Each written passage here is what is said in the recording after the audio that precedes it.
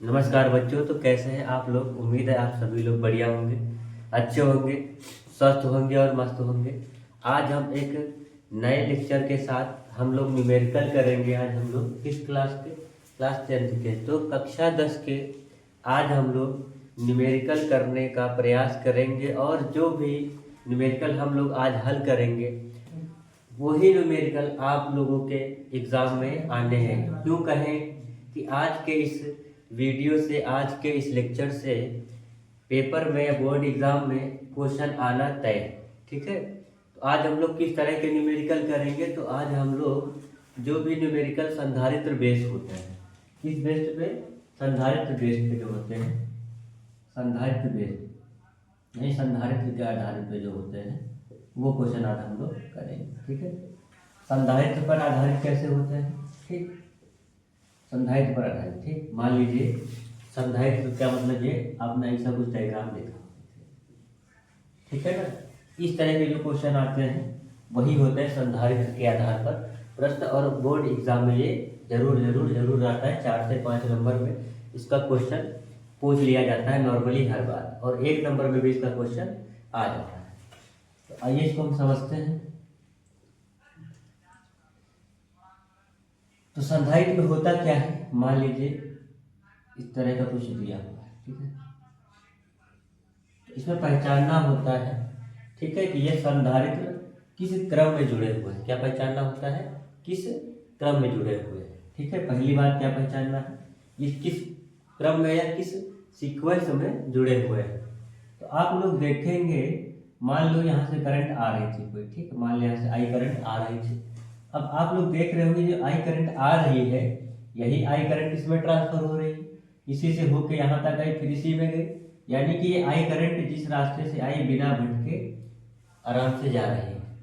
ठीक, इसके लिए ये सूट नहीं करेगा इधर चला मैं उधर चला, ये सीधे चला। ठीक है, अगर सीधे चला मतलब बिना रास्ते भटके, ठीक, धारा बहे बिना रास्ता भटके, सिर्फ एक ही पाथ पे एक ही रास्ते में सीधे चली जाए, बिना इधर उधर घूमे, बिना कहीं मुड़े, बिना भटकाव के, उसे हम कहेंगे किस क्रम में है?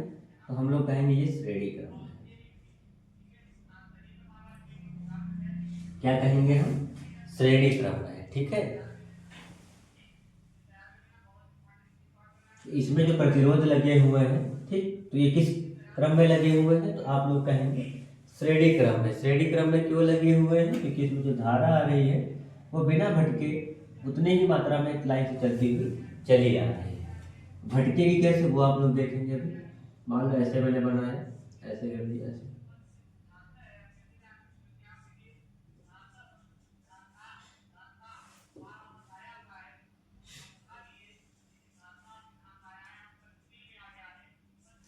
अब मान लीजिए धारा यहाँ से आई, ठीक, यहाँ से धारा आ रही है, ठीक। अब ये करंट यहाँ से तो आ रही है, यहाँ तो सिर्फ अकेले आ रही थी। अब यहाँ तक आते आते इसको 3 जगह जाना पड़ेगा।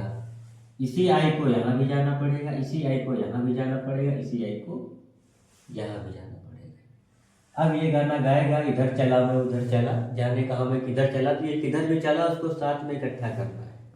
ठीक है, तो इकट्ठा करने का मतलब क्या है? अब ये भटक गए एक रास्ते से, यहाँ अकेले आ रहे थे, यहाँ रास्ता भटक गए, और जो तुम्हारे भटक जाते हैं रास्ता, जो भी ये रेजिस्टेंस लगे हुए हैं, ठीक है, ये जो भी प्रतिरोध लगे हुए हैं, अगर ये प्रतिरोध में धारा भटकते हुए आए, ठीक है, यहाँ से देखो भटकते हुए आ रही है, तो इनको हम कह देते हैं समांतर क्रम। क्या कह देते हैं?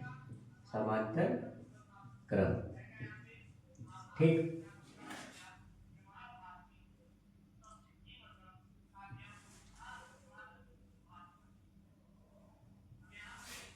उम्मीद है आपको ये समझ में आया हो।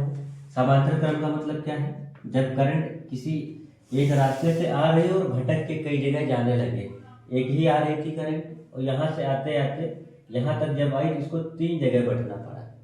ठीक, जहाँ से करंट बट गई तो ये बट के जिसके जिसके पास आ रही है, ठीक है, वो जो तुम्हारे प्रतिरोध होंगे उस किस क्रम में होंगे? समांतर क्रम में। ठीक है, इतना समझ में आ गया होगा। अब एक सवाल देते हैं एकदम छोटा सा, ना के बराबर वाला। मान लीजिए ऐसा कुछ सवाल दिया हुआ है आप लोगों को।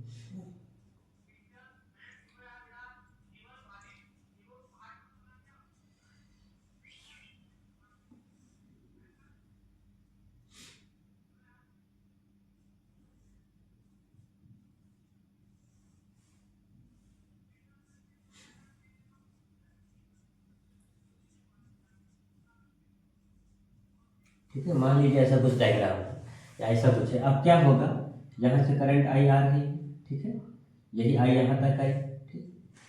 अब होगा ये कि जो जो आई इधर जा रही थी, ठीक, आई जो ये इधर जा रही थी, ठीक, ये अकेले ही जा रही थी, यही इसके पास गई, यही इसके पास गई, यही इसके पास, तो घूम के फिर के यहाँ तक आ गई। यानी कि ये कहीं रास्ता नहीं भटकी, इसके लिए एकदम सीधी हाईवे है, बिना कहीं मोड़ मोड़ के, एकदम स्ट्रेट पाथ है, ठीक है। तो क्या होता है, जब करंट स्ट्रेट पाथ में फ्लो करती है, जब सीधे रास्ते में चलती है, तो जो तुम्हारे रेजिस्टेंस होते हैं, जो प्रतिरोध होते हैं, वो श्रेणी क्रम में होते हैं, ठीक। अब क्वेश्चन क्या पूछा जाता है, क्वेश्चन ये पूछा जाता है कि तुल्य प्रतिरोध ज्ञात करो। क्या कहेगा, तुल्य प्रतिरोध ज्ञात करो। क्या कहेगा, तुल्य प्रतिरोध ज्ञात करो, ठीक। तो आप लोगों से तुल्य प्रतिरोध ज्ञात करने के लिए कहेगा। अब तुल्य प्रतिरोध अगर श्रेणी क्रम में जुड़े हो, अगर ये जो प्रतिरोध है अगर श्रेणी क्रम में हो, तो जो तुल्य प्रतिरोध का सूत्र होगा वो तुम्हारा होगा R बराबर R1 प्लस R2, ठीक, प्लस आगे जितने भी प्रतिरोध हो, मान लो कि इसमें 3 है तो हम 3 तक लिखे हैं, मान लो इसमें 2 ही प्रतिरोध होते तो मैं R1 प्लस R2 लिख के छोड़ देता, ठीक। और मान लो यहाँ 4 होते, तो कहने का मतलब ये फॉर्मूले में ये फिक्स नहीं है कि R1 R2 R3 तक ही चलेंगे। ये डिपेंड करता है कि इस पे कितने जो तुम्हारे प्रतिरोध हैं वो इस क्रम में लगे हुए हैं। अब श्रेणी क्रम में अगर 4 लगे होंगे तो यहाँ 4 तक हम लोग जाएंगे, अगर यहाँ 5 प्रतिरोध लगे होंगे तो R1 R2 R3 R4 R5 तक जाएंगे, ठीक। लेकिन यहाँ कितने हैं, 3, ठीक। तो हम सबसे पहले लिखेंगे किस क्रम में जुड़े हैं, हम लिखेंगे 4 ओम 3 ओम, इस उल्टी लुटिया को ओम बोलते हैं हम लोग, इसको याद रखना, ठीक। ये क्या है, ओम, ठीक। 4 ओम 3 ओम और तथा 2 ओम, ठीक है। किस में जुड़े हैं, श्रेणी क्रम में जुड़े हैं या व्यवस्थित है, ठीक है, श्रेणी क्रम में जुड़े हैं, श्रेणी क्रम में जुड़े हैं यानी एक ही लाइन में। फॉर्मूला क्या बताया था मैंने, R बराबर, और श्रेणी क्रम में होते हैं तो क्या मानते हैं, हमने कहा डायरेक्ट प्लस कर लेते हैं, यानी कि इसको मान लीजिए, ये मान लीजिए R1 सबसे पहले वाला R1, उसके बाद वाला मान लीजिए R2, उसके बाद वाला R3, ये R1, ये मान लीजिए R2 और ये मान लीजिए R3, ठीक। अगर ये क्वेश्चन आप लोगों का ऑब्जेक्टिव में आता है तो इतना तामझाम करने की कोई दिक्कत नहीं, इतना सारा सॉल्यूशन करने की कोई ज़रूरत नहीं है। अगर इस तरह का क्वेश्चन आता है, अगर सारे प्रतिरोध आपके श्रेणी क्रम में है तो उनको एज इट इज डायरेक्ट जोड़ दीजिए, जो भी आंसर आए वो टिक करके चलाइए, आंसर सही होगा, ठीक। आइए अब R1 की जगह पे कितना है, 4, R2 की जगह पे 3 और R3 की जगह पे 2, ठीक है। ये उल्टा लुटिया लगाना मत भूलना, नहीं तो दिक्कत हो जाएगी। फॉर्मूला क्या था, R बराबर R1 plus R2 plus R3, ठीक है। R1 मैंने किसको कहा था, R1 की जगह पे सबसे पहले वाला 1 2 3, तीनों प्रतिरोध है तो प्रतिरोध को इंग्लिश में कहते हैं रेजिस्टेंस, इसी वजह से रेजिस्टेंस के लिए R लिखा जाता है। इसमें डाउट मत करिएगा कि R ही क्यों लिखा है, रेजिस्टेंस होता है, ठीक। रेजिस्टेंस का पहला लेटर R होता है, तो उसी से हम इसको डिनोट करते हैं। R1 की जगह पे 4 था, तो R1 की जगह पे जो R1 है उसकी जगह पे 4, यानी R1 4, R2 की जगह पे 3, यानी R2 की जगह पे हम क्या लिख दिए 3, R3 की जगह पे लिखा है 2 तो हमने लिख दिया 2, इसको प्लस करेंगे 4 3 7 2 9, आंसर क्या आएगा 9 ओम, ठीक है, 9 ओम आंसर आ जाएगा। तो ये हो गया तुल्य प्रतिरोध, हमारा हो गया, आंसर हमारा आ चुका है, ठीक है। इस तरह से हम इस क्वेश्चन को करें, ठीक है। आराम से देख लीजिए इसको, कोई दिक्कत हो, ऐसे दिक्कत होनी नहीं चाहिए इसमें, ठीक है। अब दूसरा क्वेश्चन करते हैं।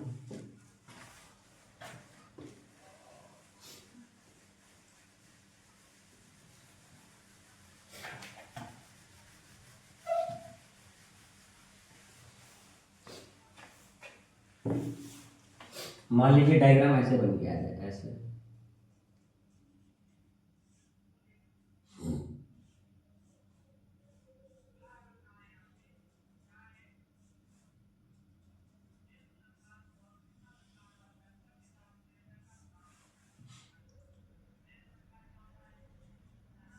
ठीक, ऐसे कुछ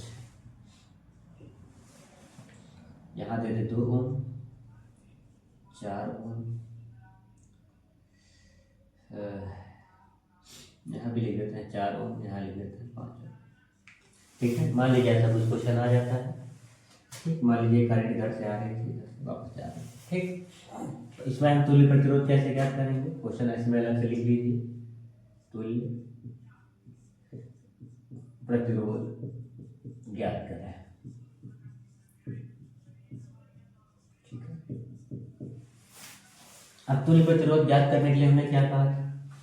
सबसे पहले भटके हुए को देखना है। अगर इस तरह का सवाल है, इसके पहले जो क्वेश्चन किए थे हम लोग, इसके पहले का जो न्यूमेरिकल था उसमें सारे प्रतिरोध एक लाइन में थे, लेकिन यहाँ से देखो तो यहाँ धारा इससे बह के आ रही थी। ठीक है, यहाँ से धारा आ रही थी, यहाँ तक तो बड़े सुकून से आई, लेकिन जैसे यहाँ पहुंची इसको 2 जगह भटकना पड़ा, इसको भटकना और पड़ा, और जहाँ भटकेगा उसको पहले सॉल्व करना, भटके को अटकाना एक जगह पे। ठीक है, जो भटका उसको एक जगह अटकाना है। तो क्या करना है, अब ये देखो ये 2 प्रतिरोध भटके, तो जब हमने कहा प्रतिरोध अपने वो क्या कहते हैं धारा, जब धारा भटक जाए, ठीक है, भटक के प्रतिरोध के पास है, यहाँ तक धारा अकेले आ रही थी, यहाँ से भटक गई, इसके पास भी गई, इसके पास भी गई, तो जो भटकी हुई धारा जिस प्रतिरोध के पास जाती है उसको हम कहते हैं ये किस क्रम में है?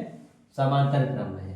जो कहें कि आमने सामने जो प्रतिरोध होते हैं वो समांतर क्रम में होते हैं, तो ये आमने सामने है तो इसको क्या कहेंगे हम? समांतर क्रम में जुड़े हुए कहेंगे। तो हम लिख लेंगे, अगर आप इनको R1 R2 के थ्रू मानना चाहें तो उस तरह लिख सकते हैं, नहीं इसको डायरेक्टली भी आप कर सकते हैं। डायरेक्टली कैसे करेंगे? डायरेक्टली हम लिखेंगे 4 ओम तथा 4 ओम के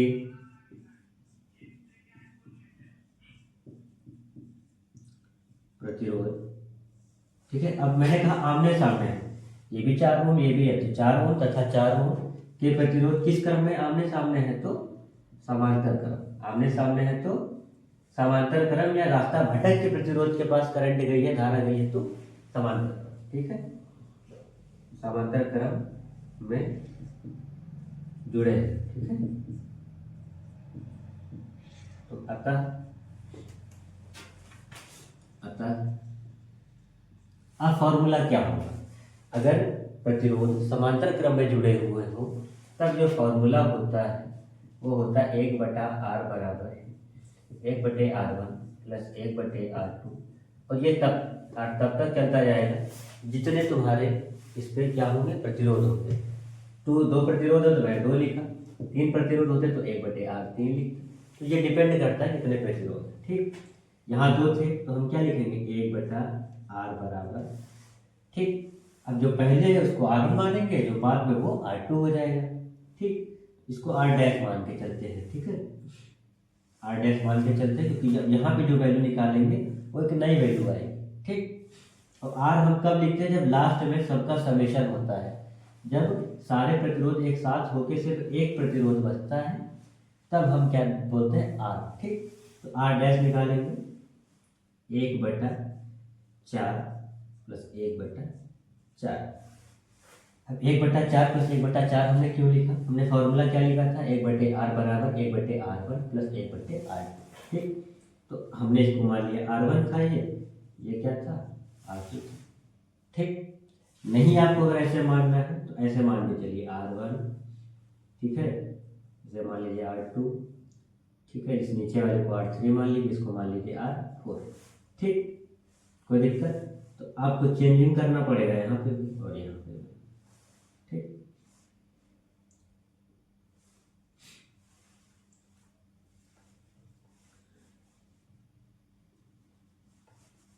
अब क्या लिखेंगे? R2 और R3, तो हम लिखेंगे R2 तथा R3 समांतर क्रम में जुड़े। अतः अब क्या लिखेंगे हम? अतः के बाद फॉर्मूला अगर लिख के चले फॉर्मूले के हिसाब से, तो 1/r2 प्लस 1/r3, ऐसे भी कर सकते हैं। आगे देखते हैं, अब R2 की जगह पे R2 वाली गिनती, R2 कितना है? 4, तो 1/4। R3 की जगह पे R3 वाली गिनती 1/4।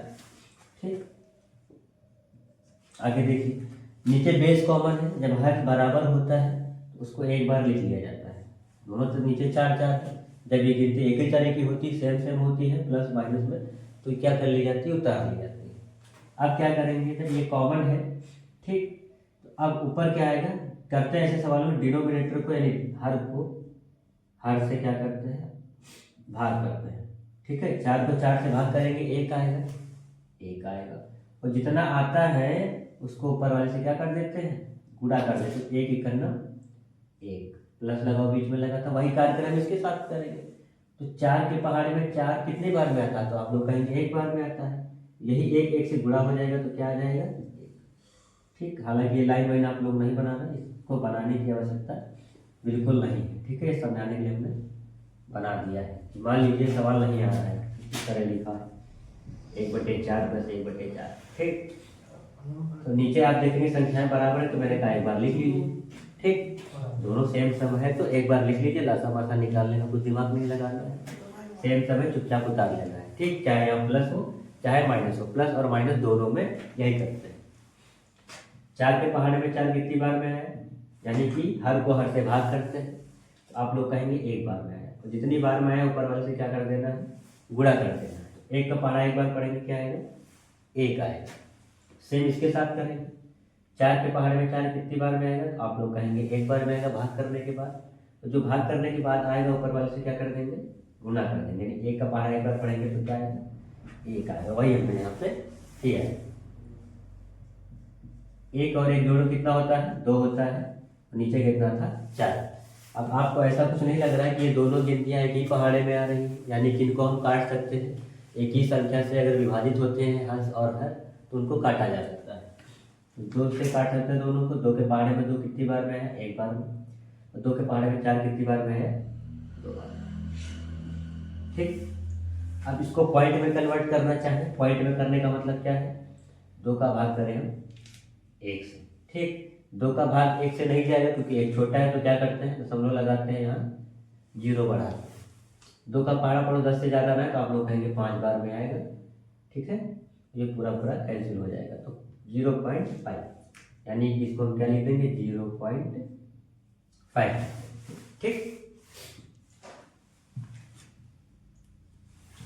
इतना समझ में आ गया। यानी कि अब इन दोनों प्रतिरोधों को जब हमने हल किया तो मान कितना आया, 0.5 ओम। इस डायग्राम को जब हम आगे कन्वर्ट करेंगे,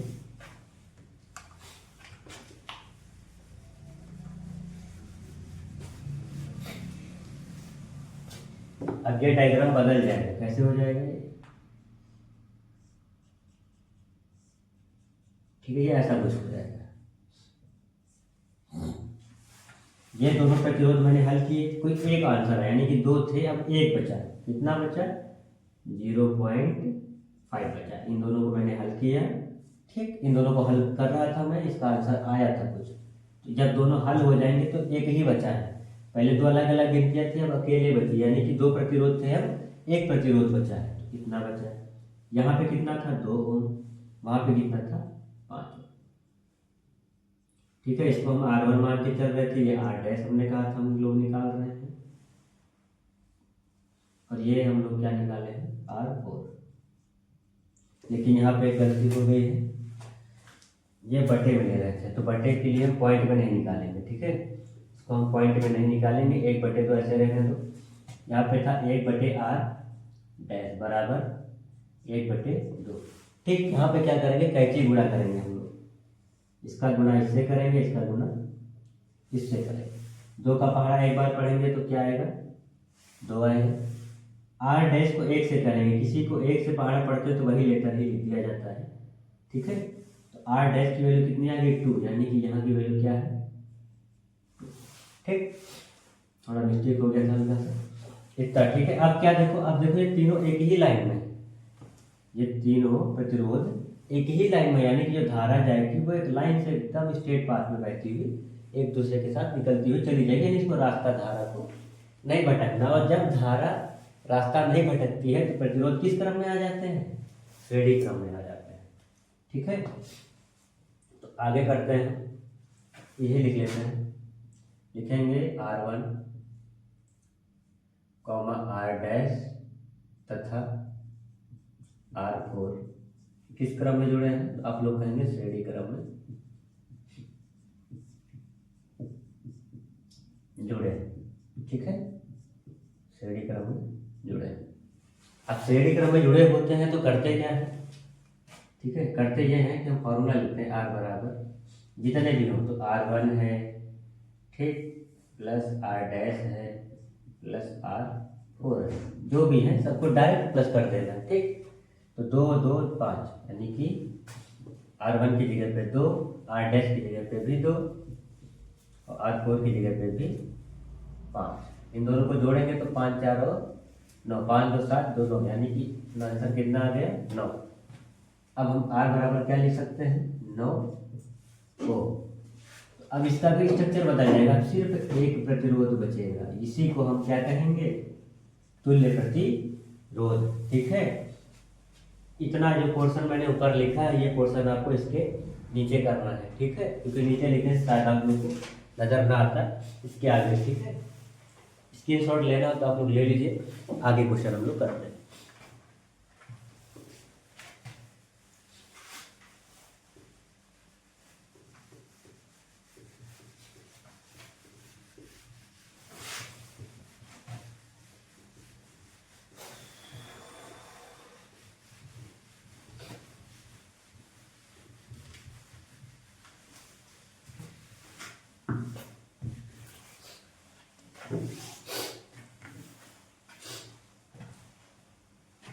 अब एक क्वेश्चन इस तरह बन के आता है, इस तरह से मान लीजिए जैसे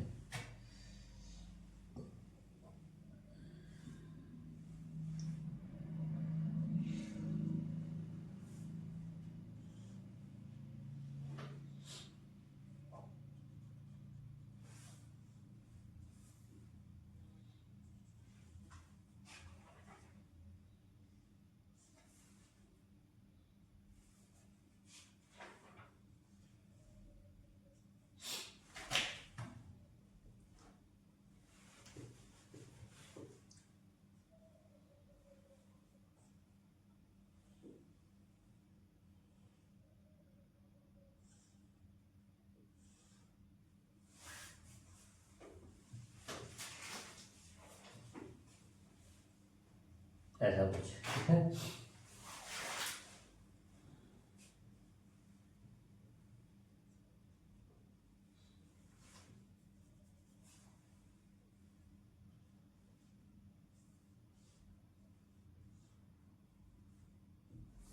कुछ इस तरह से।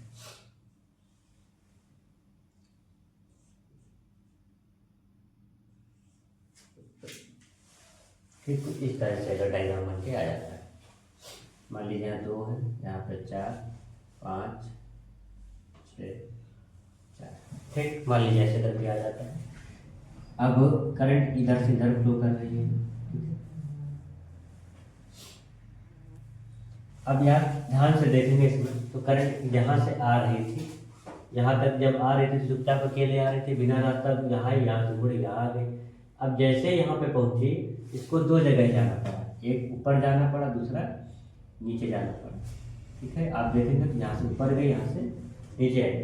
ठीक है, मोड़ मुड़ सकती है धारा, जो है मोड़ तो मुड़ सकती है, लेकिन एक साथ कई जगह जब निकल जाए तब दिक्कतें आ जाती है, तब हम उसको समांतर क्रम में गिनने लगते हैं। यहाँ से भटकी, ठीक है, अब यहाँ भटकी यानी ऊपर गई, अब ऊपर गई फिर ऐसे आई। ठीक है, तो करंट जो यहाँ से ऊपर ये जा रही थी यही तो मुड़ के नीचे आई, इसको डबल रास्ते तो मिले। ध्यान से देखिए, यहाँ से आई थी, ठीक, ये मान लीजिए। ठीक, अब यहाँ से आई थी ये ऊपर गई, यहाँ तक आएगी, यहीं से फिर ये नीचे फ्लो करके यहाँ आएगी, फिर ऐसे जाके निकल आएगी। ठीक है, ये करंट यहाँ तक आई, फिर इससे जाएगी, ठीक है, यहाँ तक गई, यहाँ तक आई ऐसे। ठीक, सेम एज इस वाले रास्ते से जो धारा आएगी इधर आएगी, यही धारा में आएगी, यही धारा निकलती है इधर से बाहर। ठीक, तो अब एक बात समझ में आप लोगों को आई होगी कि ये अगर एक लाइन से इतने में ही, एक लाइन में ही है, अगर कहने का मतलब इस डायग्राम को ऐसा ना बना के, अगर ये एग्जामिनर इस तरह डायग्राम बना देता, इस तरह,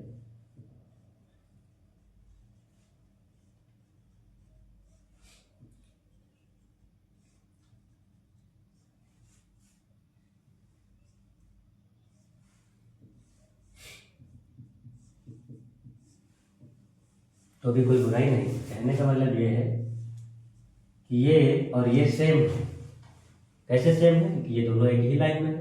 मैंने स्ट्रेट लाइन बना के दिखा दी, ये हो चाहे ये हो, ये एट दिस सेम ही है। बस क्या हुआ, बस भ्रमित करने के लिए इसको यहाँ से फोल्ड करके दिखा दिया, ताकि बच्चों को लगे कि ये समांतर क्रम में है, लेकिन ये समांतर में नहीं है, क्योंकि यही धारा इससे जा रही थी, यही धारा इससे आई है। तो किस क्रम में है, श्रेणी क्रम में है वो। 4 5 6 4, ठीक है। अब इनके नाम रख लीजिए R1 R2 के हिसाब से रख लीजिए। R1 हो जाएगा ये, ठीक, ये R2 R3 R4 R5, ठीक। अब देखिए R2 और R3 एक ही लाइन में है, ये देखिए R दोनों एक ही लाइन में है, ठीक। ये R2 है, ये R3 है, ठीक। ये R4 है और ये R4 है और ये R5, ठीक। तो ये दोनों एक ही लाइन में, तो हम क्या कहेंगे, किस क्रम में, तो आप लोग कहेंगे श्रेणी क्रम में। तो हम लोग लिखेंगे R2 तथा R3 श्रेणी क्रम में है, ठीक है। श्रेणी क्रम मतलब एक ही लाइन में है। तो क्या करते हैं, श्रेणी क्रम में अगर होते हैं तो चुपचाप जोड़ लेते हैं। तो फॉर्मूला क्या लिखेंगे, R डैश लगा के लिखेंगे। हमने कहा था R फाइनल में जब निकालते हैं तब लिखते हैं, R डैश लगा के लिखेंगे। इनको क्या करना है, प्लस करना है। किसको किसको प्लस करना है, R2 और प्लस R3, ठीक। R2 की जगह पे R2 का मान रखिए 4, R2 की जगह पे 4, चाहे यहाँ से देख लीजिए चाहे वहाँ से, दोनों डायग्राम सेम, बस मैंने उसको थोड़ा इजी वे में कन्वर्ट कर दिया। R2 की जगह पे हमने लिख लिया 4, R3 की जगह पे कितना हो जाएगा, 5 हो जाएगा। जोड़िएगा तो कितना हो जाएगा, ये 9 ओम इसका आंसर आ जाएगा। यानी R डैश का मान कितना आ गया, 9 ओम, ठीक है। R डैश का मान कितना आ गया, 9 ओम। यानी कि अब ये दोनों ऐड होके यहाँ कितने बन गए, ये दोनों ऐड होके अब, अच्छा अलग अलग करके ही बताते हैं,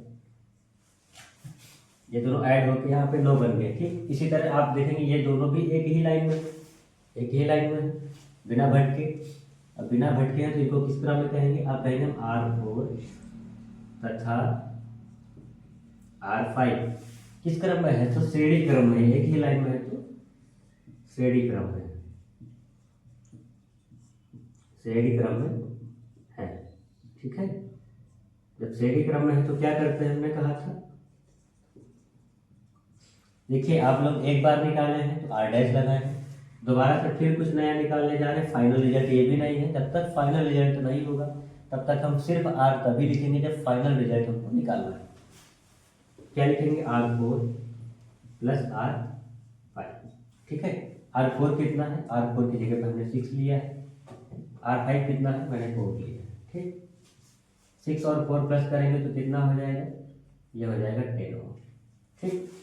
यानी कि डायग्राम को अगर कन्वर्ट किया जाए, बदला जाए अगर, ठीक है,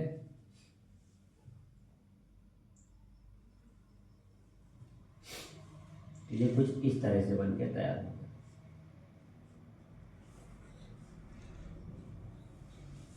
ठीक है। ये कुछ इस तरह से बन के तैयार होगा,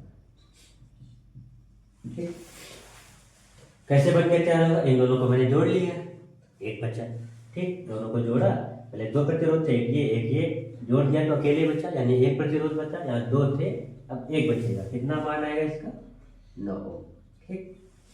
ओम लगा लो भाई सब में, कितना था, 4 और 5, 4 5, ठीक। 9 ओम आएगा। इनको और इनको जोड़े थे तो कितना आया था, 10 ओम, ठीक। ये पहले निकाले थे R डैश था, ये दोबारा निकाले थे R डबल डैश, ठीक। यहाँ कितना दिया हुआ था, 2, इसको हमने माना क्या था, R1, ठीक। अब आप लोग फिर से देखेंगे, करंट यहाँ से चली, यहाँ पहुंची, यहाँ तक पहुंचते पहुंचते 2 रास्ते में गई। अब जिन 2 रास्तों में गई, यहाँ पे और कोई प्रतिरोध है नहीं, अकेले ही है। यहाँ कोई और प्रतिरोध है नहीं, अकेले ही है।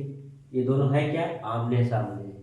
आमने सामने है तो क्या कहेंगे हम, किस क्रम में, समांतर क्रम में है। तो अब हम लिखेंगे कि प्रतिरोध आर डैश तथा आर डबल डैश इधर लिख देते हैं। प्रतिरोध प्रतिरोध इधर लिखेंगे तो डायग्राम चलो प्रतिरोध आर डैश तथा आर डबल डैश ये दोनों किस क्रम में है? समांतर क्रम में। किस क्रम में? समांतर पूछेंगे। प्रतिरोध आर डैश तथा आर डबल डैश समांतर, ठीक है, समांतर क्रम में है, ठीक है, समांतर क्रम में है। अगर समांतर क्रम में होते तो फॉर्मूला क्या लगता है? बटे वाला, ठीक है, क्या था? 1/r, ठीक है। अब ध्यान से देखिए, आर डैश निकाला, आर डबल डैश निकाला, इसमें हम लगा सकते हैं ट्रिपल डैश, ठीक, क्योंकि ये फाइनल रिजल्ट नहीं है, ठीक। तो हम क्या करेंगे? बटे में लिखेंगे, तो 1/r डैश प्लस 1/डबल आर डैश, ठीक, डबल डैश, ठीक। आगे आइए, आर डैश की जगह पे क्या लिखेंगे? तो हमने कहा आर डैश की जगह पे 9 लिखेंगे, यानी कि 1/9। क्या लिखेंगे? 1/9 प्लस लगाए, बीच में लगाओ 1/आर डबल डैश कितना निकाले हम? 10 को, ठीक। इनका लासा ले लीजिए, एलसीएम ले लीजिए। एलसीएम अगर ये दोनों नंबर एक ही टेबल में ना आए, मैंने क्या कहा? एलसीएम निकालना नहीं। जैसे इसके पहले बताया था कि डिजिट सेम सेम हो, तो क्या करते हैं? उनको एक बार कॉपी कर लेते हैं, सेम उतार लेते हैं। अगर ये दोनों डिजिट एक ही पहाड़े में ना आ रहे, जैसे आप लोग देख रहे हैं 9 और 10, कोई ऐसा पहाड़ा नहीं है जिसमें 9 भी आए और 10 भी आए, एक को छोड़ के, एक को काउंट नहीं करना है, ठीक। तो 9 और 10 एक ही पहाड़े में नहीं आ रहे हैं, तो इसका जो लासा होगा इन दोनों का गुणा कर लेना, वही क्या होगा? लासा हो जाएगा, यानी कि 9 दहम 90। चाहे 10 9 90 पढ़ लीजिए, चाहे 9 दहम 90 पढ़ लीजिए, चाहे 9 10 90 पढ़ लीजिए। तो इसका आंसर क्या आ गया? 90 आ गया। आगे मैंने क्या बताया था? अगर हर वाली संख्या को हर वाली संख्या से क्या करना था? भाग करना था। कैसे बताया था? 1/9 है प्लस 1/10 है, ठीक। इसका लासा हमने बता दिया है। गिनती अगर एक ही पहाड़े में ना आए तो उसको गुणा कर लेना है, ठीक, बटा। एलसीएम नीचे ही लिखना है, नीचे वाले को नीचे वाले से भाग। इस लाइन के नीचे ये, इस लाइन के नीचे ये भी नीचे, ये भी नीचे, नीचे नीचे वाले को क्या करना है? भाग करना है। यानी 9 के पहाड़े में 90 कितनी बार में आएगा? 10 बार में। और जो आएगा उसको ऊपर वाले से क्या कर लेना है? गुणा, यानी 10 करना 10, तो यहाँ कितना आ जाएगा? 10। सेम कार्यक्रम इसके साथ, 10 का पहाड़ा पर 90 कई बार में आएगा, तो आप लोग कहेंगे 9 बार में। क्या करने पे? डिवाइड करने, यही गिनती ऊपर क्या कर लेना है? गुणा, तो 9 का 9, ठीक। यहाँ क्या हो जाएगा? 10 प्लस 9, 10 प्लस 9 यानी 19। ये क्या बन जाएगा? 19/90, ठीक। आगे आइए, 19/90 बन जाएगा। अब फाइनल बचा क्या? 1/r 1 2 3 डैश 19/90, ठीक है। अगर अंश और हर एक ही पहाड़े में आ रहे होते हैं तो उनको हम काट सकते हैं, ठीक है, डिवाइड कर सकते हैं। अगर एक ही टेबल में नहीं आ रहे हैं, एक ही डिजिट से डिवाइड नहीं हो रहे हैं, तो उनको डिवाइड नहीं करना है, ठीक है, उनको डिवाइड नहीं करना है। डिवाइड नहीं करना है तो करना क्या है? करना है तो कैसे गुणा है? इसको इससे गुणा कर देना है, इसको इससे कर देना। 90 को 1 से गुणा करेंगे तो कितना आएगा? 90 को 1 से गुणा करेंगे तो 90 आएगा, ठीक। किसी भी डिजिट को 1 से गुणा करते हैं तो वही डिजिट आती है। आर डैश को 19 से करेंगे तो ये हो जाएगा 19r 1 2 3, ठीक। अब ये दोनों संख्याएं बराबर के अगल बगल है। कैसे याद रखें? बराबर के पहले भी कोई एक नंबर है, बराबर के बाद भी कोई एक संख्या है, और बराबर के पहले भी कोई एक संख्या है। तो क्या करते हैं? इन संख्याओं को हम गुणे में मानते हैं। गुणे में मानते हैं, अगर अपोजिट साइड जाएगी, इधर से उधर जाना अगर चाहेगी तो भाग में जाएगी। कहाँ में जाएगी? भाग जाएगी, यानी कि भाग में जाएगी, ठीक। तो आर ट्रिपल डैश का मान क्या है? 90/19, यानी इसको और भाग करके और छोटा करना चाहे तो डिवाइड करके।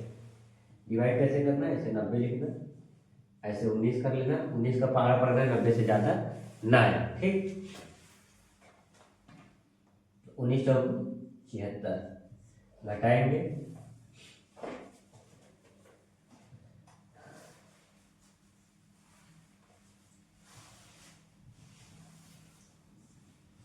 तो ये पूरा पूरा लगभग कटेगा नहीं, तो हम दशमलव की एक संख्या ही लेके छोड़ देते हैं। कितना आएगा? 4.7, 4.7।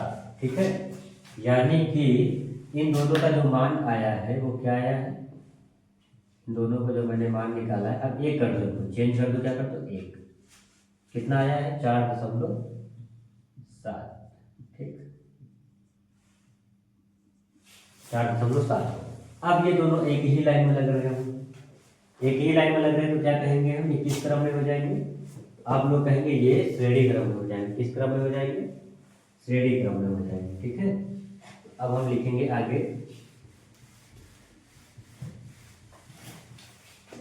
क्या लिखेंगे?